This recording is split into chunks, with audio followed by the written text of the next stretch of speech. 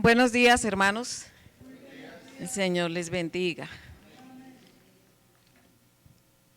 Qué bueno es congregarnos como hijos de Dios. Qué bueno es venir con esa gratitud, siendo conscientes de que venimos a ese encuentro de adoración y gratitud delante del Señor. Ese es el propósito cuando nos reunimos en el templo, adorar al Señor junto con los hermanos, con gratitud de corazón. Señor, gracias por tu gran misericordia para con cada uno de nosotros.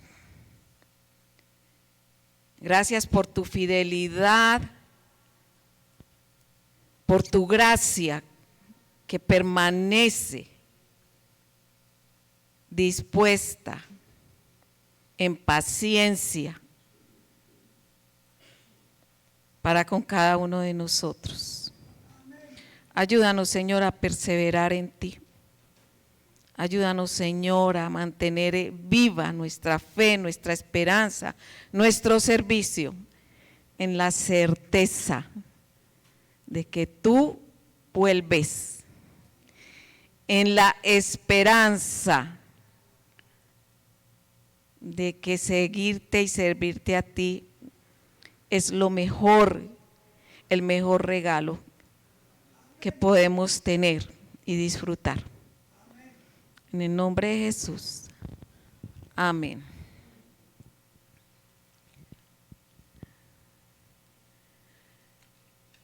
Los medios nos han informado acerca de las devastadoras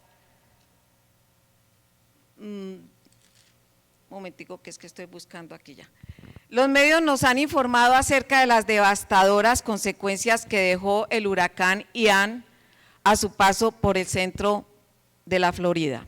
Y ahora estamos viendo las terribles consecuencias del huracán Julia, San Andrés. Sabemos que hubo despliegue de información sobre los cuidados y medidas de prevención que debían observarse para protegerse de peligros y sobre todo para proteger la vida. Sin embargo, vemos que a pesar de la información y las advertencias de la fuerza destructiva de Ian, la fuerza y los desastres superaron los pronósticos que se habían dicho. Y eso lo hemos visto a través de los medios de comunicación. Al ver las noticias y ver el número de personas fallecidas, es pertinente hacerse las siguientes preguntas, o fueron las preguntas que yo me hice. ¿Será que algunos no se prepararon a pesar de las advertencias hechas? ¿Será que minimizaron el peligro?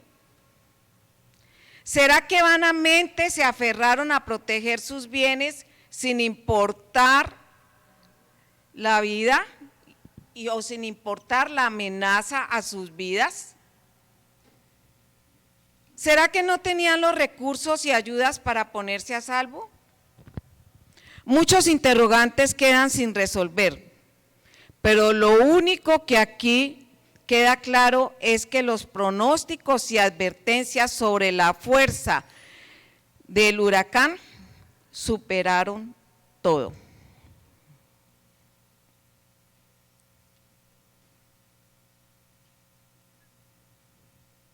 La fuerza del huracán, como entró el huracán a la Florida, fue devastadora e inequívoca, tal como estaba predicho.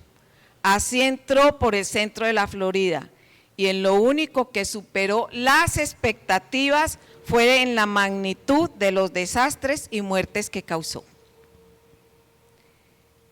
En la Biblia encontramos el anuncio de una llegada que no es un huracán.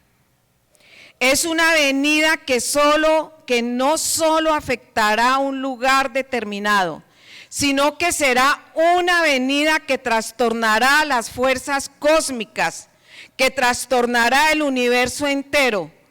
una venida que está anunciada, que está garantizada, no por el Centro de Predicción Tropical del Servicio Meteorológico Nacional de Estados Unidos, sino por la fiel e inmutable palabra y promesa de Dios. ¿Saben a qué me refiero? Maranata, la segunda venida del Señor. Les invito a leer Lucas 12, versículos 35 al 48.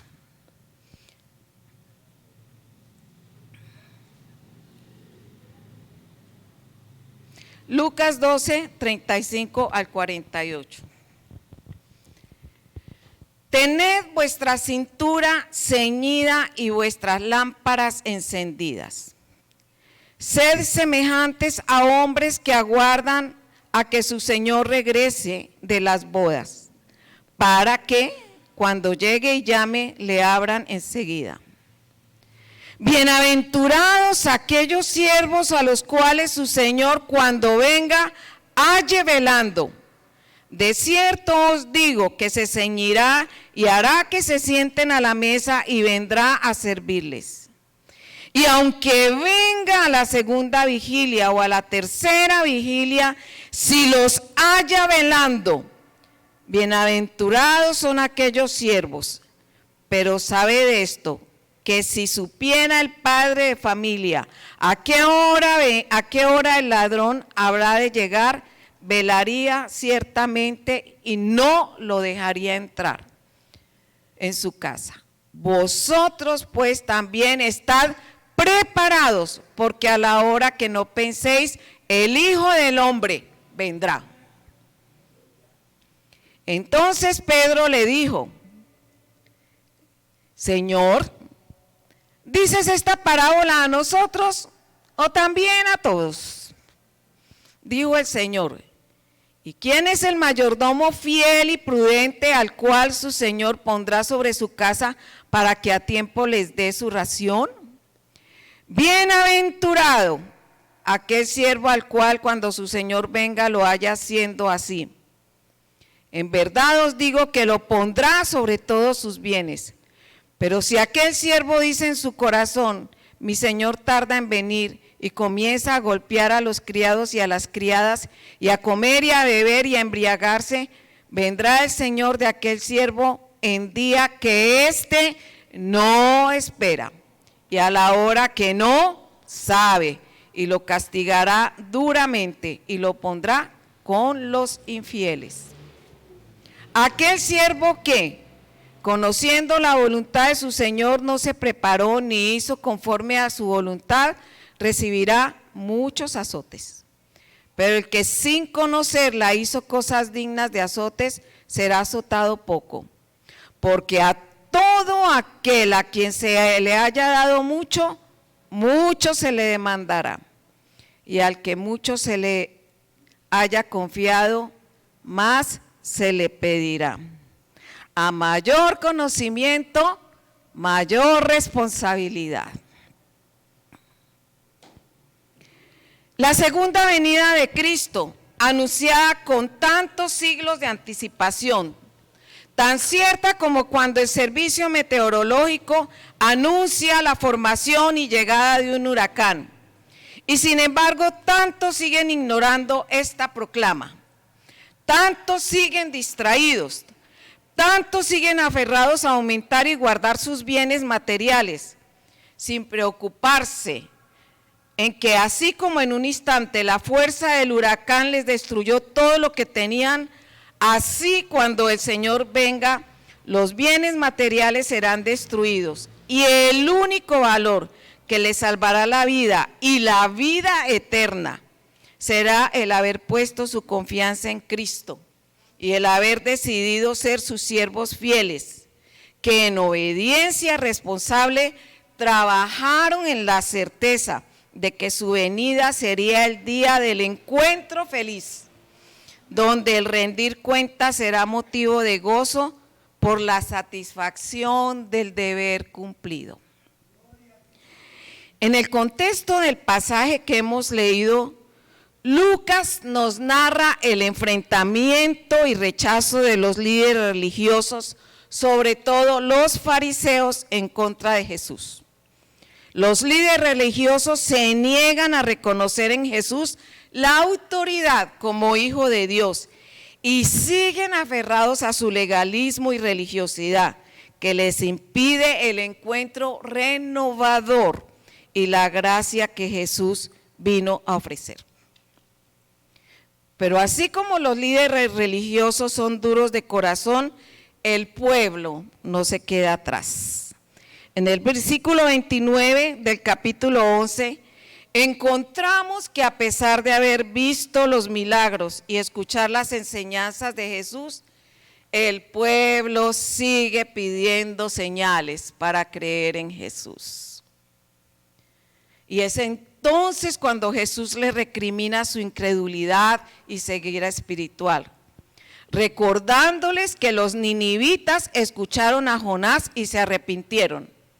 Y la reina de Saba escuchó y aceptó la sabiduría de Salomón.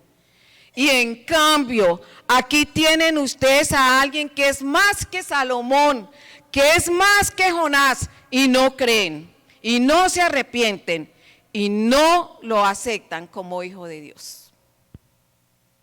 Una generación dura. Pero eso fueron ellos. Nosotros no. Generación en pos de señales que satisfagan su curiosidad. Generación despistada, tan cerca y a su vez tan alejados de Dios. Generación que tiene a Jesús en medio de ellos y siguen entretenidos, no solo con las señales, sino también llenos de temores frente a un legalismo religioso que en vez de liberarlos, los amenaza y acusa sin piedad.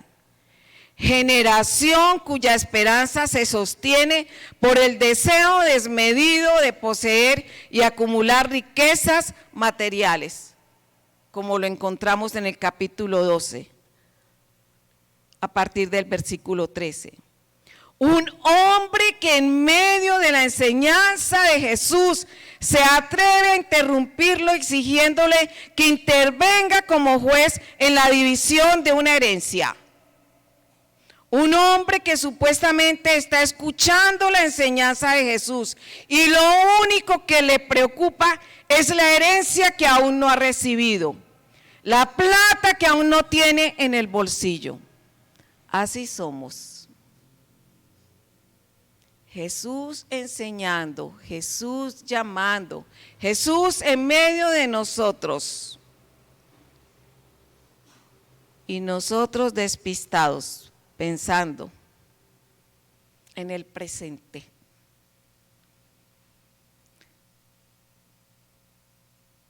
Un presente lleno de avaricia. Un presente en el que se esperan son los beneficios materiales. Estar en la presencia del Señor y estar anhelando otras cosas.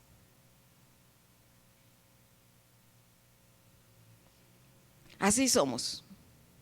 Por eso es que luego Jesús los animó a confiar y a no angustiarse en medio de necesidades, recordándoles el poder de Dios como Padre amoroso que conoce y puede suplir sus necesidades. Busquen el reino de Dios por encima de todo lo demás y Él les dará todo lo que necesiten.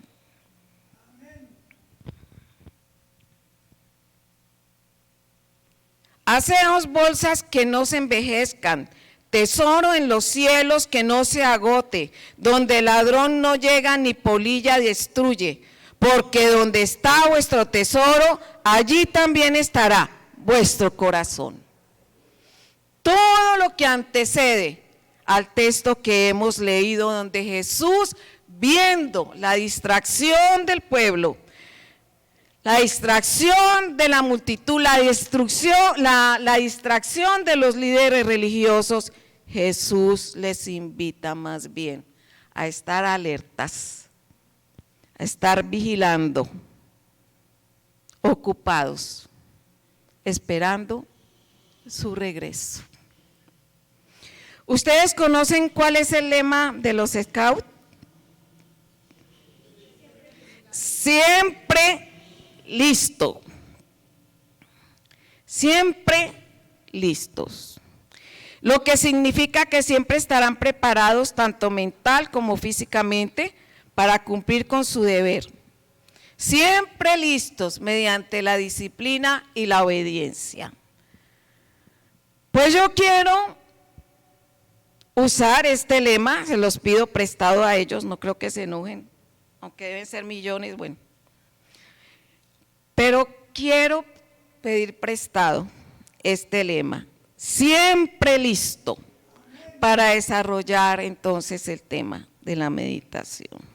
Y en primer lugar, el Señor nos invita en los versículos 35 al 40. El Señor dice, los siervos del Señor estarán siempre listos, atentos, trabajando y vigilantes, ocupados en los asuntos de su Señor, siempre listos. Y entonces el Señor empieza hablándonos en el versículo 38, tened vuestra cintura ceñida y vuestras lámparas encendidas. Jesús emplea dos imágenes, la de la lámpara encendida en la noche y la de la cintura ceñida. La lámpara encendida implica el ser precavido, el estar alerta para que la lámpara no se apague en medio de la espera. Y para comprender el simbolismo de la ropa ceñida, hay que tener en cuenta que en el oriente se usaban vestiduras largas, se usaban túnicas, por lo que cuando uno se disponía a viajar o tenía que hacer algún trabajo particular, para facilitar la libertad de movimientos tenía que arremangarse la túnica y se hacía sujetando la túnica a la cintura. Entonces, lo que Jesús espera de sus discípulos es que tengan la disposición de hacer el trabajo que se requiera, que se mantengan activos con el overol puesto en el cumplimiento del deber, cuidando que la provisión no se agote, para que cuando su Señor regrese estén listos para recibirle. Ocupados en los asuntos del reino, ocupados mientras Él regresa. Y déjenme decirles, hermanos, algo. Qué difícil y qué lucha para los pastores encontrar hermanos que quieran servirle al Señor. En una congregación de más o menos 240, entre 240 y 300 personas. Y los pastores rogando por maestros, por ujieres, por personas que ayuden en la visitación, por todos los otros menesteres de la iglesia. Muy ocupados, pero no en los asuntos del reino. Muy ocupados en cosas que no, o en cosas que tienen un fin y que no garantizarán vida eterna.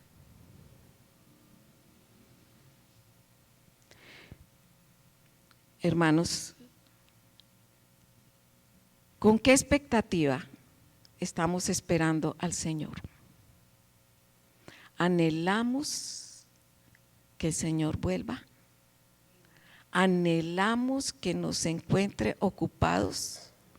¿O más bien qué miedo, mejor que no venga porque no vamos a ser capaces de abrirle la puerta?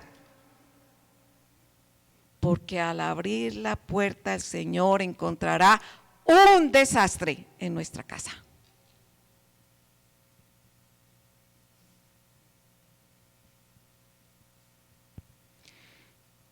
Así como las agencias advierten de la preparación para ese huracán que va a devastarlo todo, y así como hay gente que no se prepara y pierde su vida, ojo, ojo, que a nosotros el desastre nos puede alcanzar. Y un desastre donde está involucrado la vida eterna.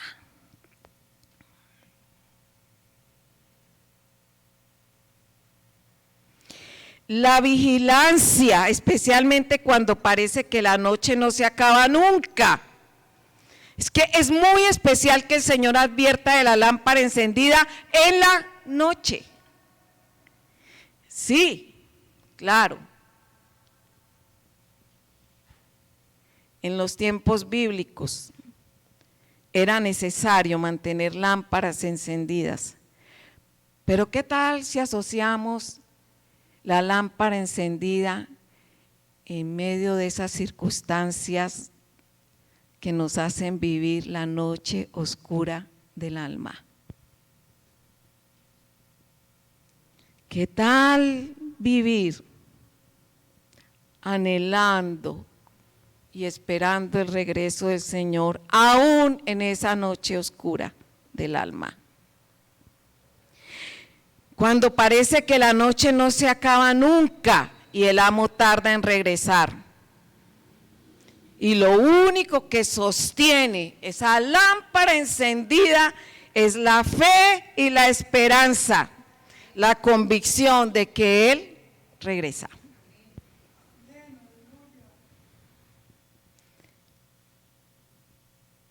Eso pasará con los que supieron esperar con responsabilidad y anhelo, aunque la noche se hiciera interminable.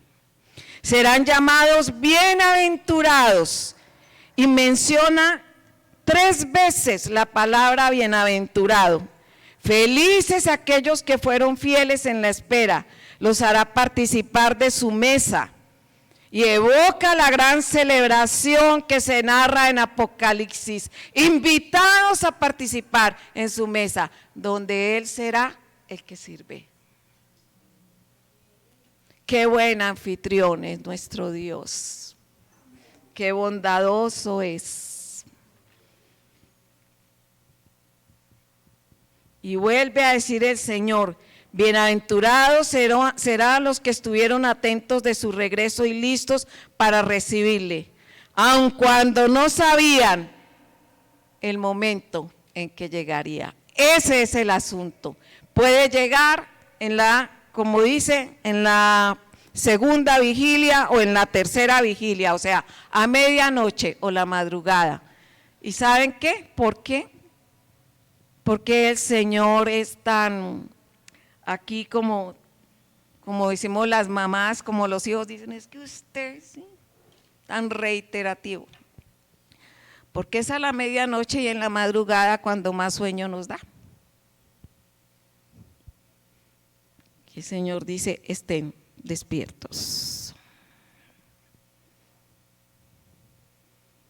Estén preparados, aunque no haya un anuncio previo, así como el ladrón llega sorpresivamente sin anunciar su llegada. Él no nos va a avisar, pero debemos estar prevenidos con el regreso. No es que el Señor sea un ladrón, solamente que dice: estén prevenidos cuidando lo que deben cuidar. En segundo lugar, los siervos del Señor estarán siempre listos, haciendo uso de las capacidades concedidas y sin abusar de los privilegios. Versículos 41 al 48. Y es tenaz otra vez, ¿por qué el Señor habla y uno permanece tan distraído? Bueno, ahí se ve a nuestro amigo Pedro. caracterizado por tener la boca en los pies. En cambio yo soy como él. Ustedes no, pero yo sí. Y el Señor está hablando. ¿Está hablando de qué? De sus siervos. Entonces esa palabra es para mí. ¿Es para nosotros o también para los que están allá?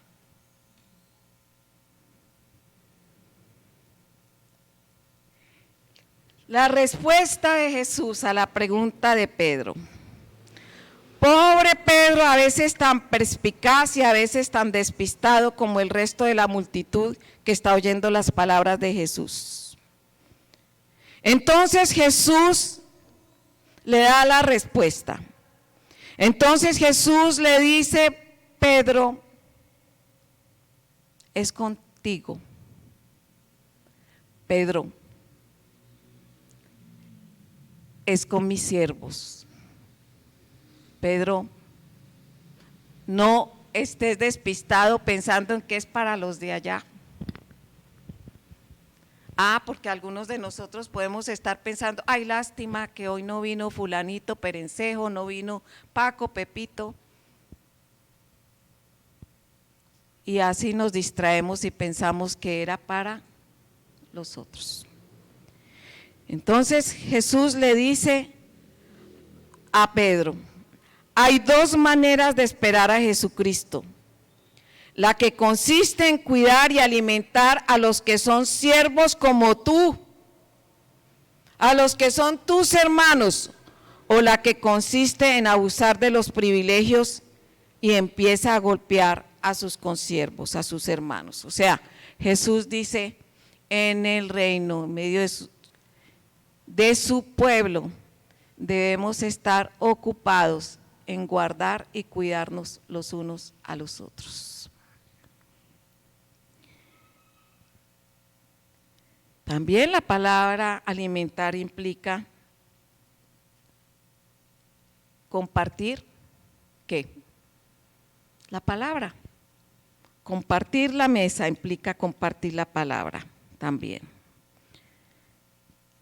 Lo que consiste en sentirse responsable por los demás siervos, la que se convierte en su servidor con ellos y por ellos. O sea, te he encomendado servir las mesas, cuidarlos, guardarlos. Pero ese privilegio es para que tú sirvas, no para que abuses.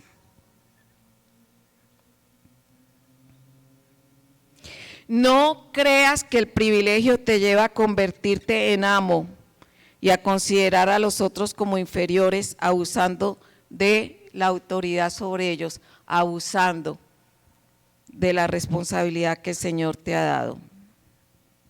El siervo servidor es llamado bienaventurado porque al regreso de su Señor lo encuentra cumpliendo con su deber y además como recompensa fue promovido a un cargo más alto. Mire, era sencillo la tarea. Cuida a tus hermanos y cuida de alimentarlos, porque habla, tú eres siervo y estás sirviendo a los otros siervos. ¿Cómo? Alimentándolos.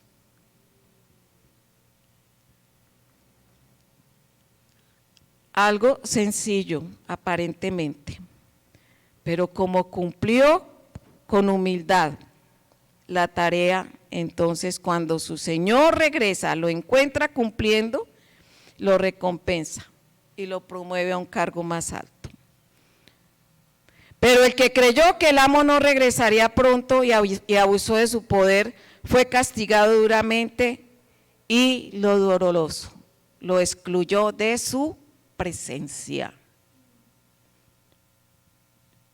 Lo excluyó. Lo castigará duramente y lo pondrá con los infieles. En el versículo 47 encontramos una seria advertencia a la cual haremos bien si le ponemos cuidado y si cambiamos nuestra actitud. Hermanos, no nos hagamos los de la vista gorda, ni hagamos preguntas tontas como las que hizo Pedro a Jesús. Nosotros somos los siervos a quienes el Señor ha hecho responsables de cumplir la tarea. Nosotros tenemos una enorme responsabilidad. Nosotros debemos estar ocupados y expectantes mientras el Señor vuelve, anhelando el regreso del Señor. Aquel siervo que conociendo la voluntad de su Señor no se preparó ni hizo conforme, dice. Es el Señor muy evidente. Aquel siervo que conociendo la voluntad de su Señor no se preparó ni hizo conforme a su voluntad. Aquí hay siervos que conocemos, me incluyo, la voluntad del Señor. No está hablando a los de afuera, está hablando a los que conocen la voluntad del Señor.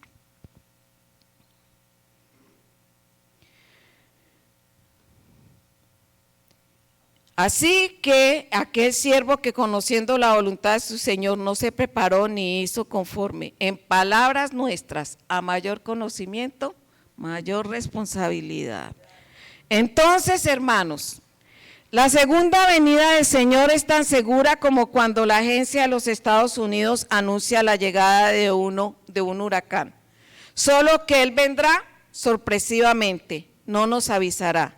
De ahí que nosotros debemos prepararnos si no queremos tener sorpresas dolorosas. Debemos estar listos porque sabemos que Dios cumple lo que dice. Cielo y tierra pasarán, pero tu palabra, Señor, no pasará. No desconozcamos el llamado del Señor. Preparémonos para que cuando el Señor regrese nos encuentre con la lámpara encendida, que no nos pille dormidos y sin el overol puesto. Seamos de los que anhelan con esperanza y gozo el regreso del Señor, porque hemos cumplido con el deber, y no de los que tienen miedo de su regreso y no quieren abrir la puerta porque la casa está desordenada. Seamos de los que anhelan con esperanza y gozo el regreso del Señor, porque hemos cumplido con el deber, y no de los que tienen miedo de su regreso y no quieren abrir la puerta porque la casa está desordenada. Hermanos, oremos. Les invito a reflexionar allí cómo estamos. La lámpara encendida. Somos precavidos. Estamos con el overol puesto. El Señor hoy nos ha dicho: anhelen mi regreso. Yo regreso, pero espero encontrarlos ocupados.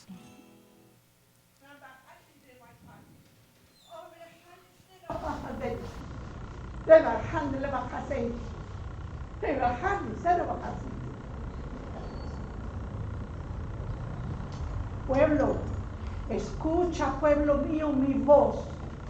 Escucha mi voz en tu mente, en tu corazón. ¿Dónde te encuentras, pueblo mío? ¿Sigues dormido? ¿Sigues reposando? Pueblo indolente, pueblo tranquilo, pueblo que no esperas mi regreso. Alista tus ropas, alista tu mente y tu corazón, empedernido en el entretenimiento,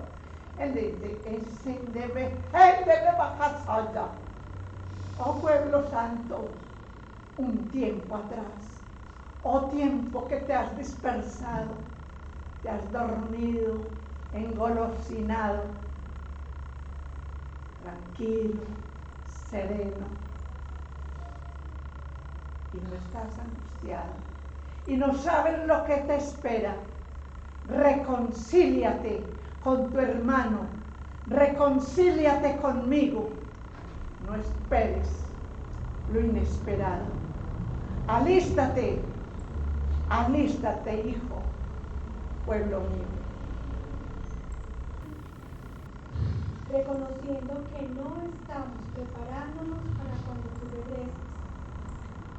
Reconociendo que hemos olvidado, Señor, quién eres y lo que piensas de nosotros. Perdona, Señor, esta indolencia, perdona, Señor, el no estar atentos a tu palabra, atentos a lo que tú nos estás pidiendo, Señor. Nos estás pidiendo que sirvamos, que hablemos, que compartamos, que no nos quedemos callados, que no nos quedemos nosotros con esa promesa guardada de tu regreso. Señor, perdona nuestros corazones duros e insensibles. Amén.